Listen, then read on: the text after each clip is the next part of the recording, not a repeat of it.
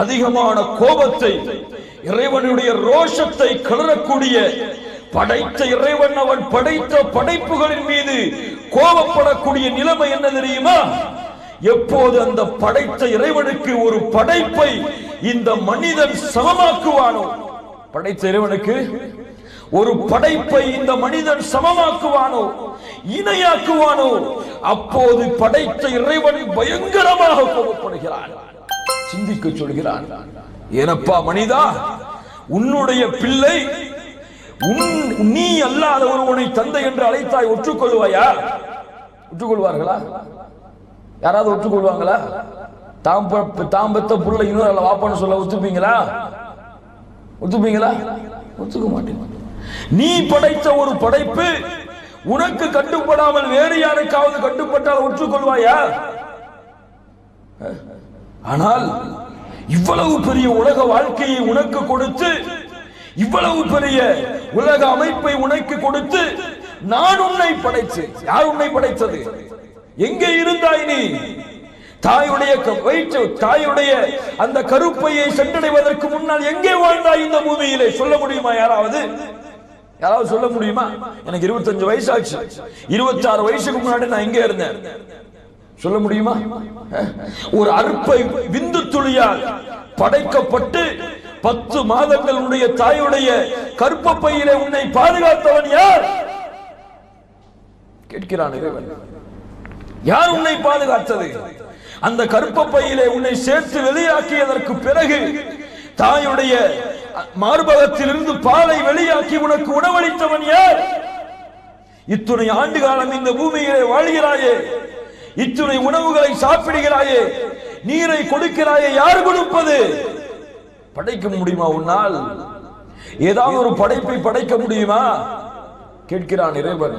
அழைக்கிறீர்களே இறைவனை தவிர வேறு படைப்புகளை, அந்த படைப்பால் ஒரு ஈயை படைக்க முடியுமா? எதை படைக்க முடியுமா? ஒரு ஈயை படைக்க முடியுமா? ஏன் நீங்கள் அழைக்கின்ற ஒரு கடவுள்கள், நீங்கள் அழைக்கின்ற அந்த இறைவன்கள், அவர்களுக்கு முன்னால் வைக்கப்பட்ட ஒரு பண்டத்தில் இருந்து ஒரு ஈ அதை எடுத்து சென்றால் அதை அவர்களால் பிடுங்க முடியுமா?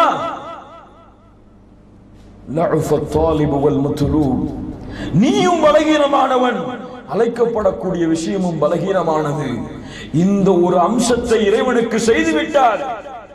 இதை இறைவனுக்கு இணையாக சமமாக கல்லையோ சிலையையோ சமாதிகளையோ எதையோ இறைவனுக்கு சமமாக படைத்த இறைவனாக ஆக்கிக் கொண்டார்.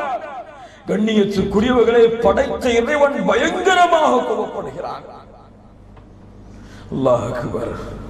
அந்த படைத்த இறைவன் இந்த உலக வாழ்க்கையை நமக்கு கொடுத்திருக்கிறார். இந்த உலக வாழ்க்கையில் அவன் ஒருவனை மட்டுமே வணங்கி வழிபட்டு, இறைவன் என்றால் ஒருவனை மட்டுமே நீ அழைக்க வேண்டும், அவனை மட்டுமே உன்னுடைய தேவைகளுக்கு நீ அழை, அவன் மீது மட்டுமே நீ நம்பிக்கை கொள், அவன் மீது மட்டுமே நீ ஆதரவு கொள் என்று இறைவன் கூறி, இந்த உலக வாழ்க்கையில் இறைவன் நம்முடைய வாழ்க்கையை நாம் வாழ்வதற்காக அப்படியே நீங்கள் இஷ்டப்படி வாழ்ந்து கொள்ளுங்கள் என்று இறைவன் கூறாமல், மனிதன் வாழ்வதற்கு தேவையான எல்லா வழிகாட்டலையும்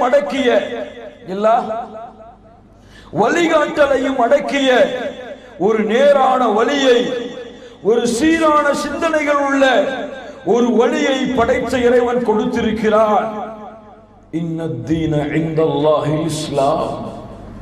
அதுதான் இறைவன் சொல்லுகிறான், என்னிடத்திலே நான் ஏற்றுக்கொண்ட நான் இந்த பூமியிலே இந்த மனிதன் வாழ்வதற்கு வழிகாட்டியாக கொடுத்த ஒரே ஒரு வழி, அது மதம் அல்ல, அது மதம் அல்ல, அது இந்த பூமியிலே நீ வாழக்கூடிய வழி, இறைவனிடத்தில் வந்த இயற்கையான வழி.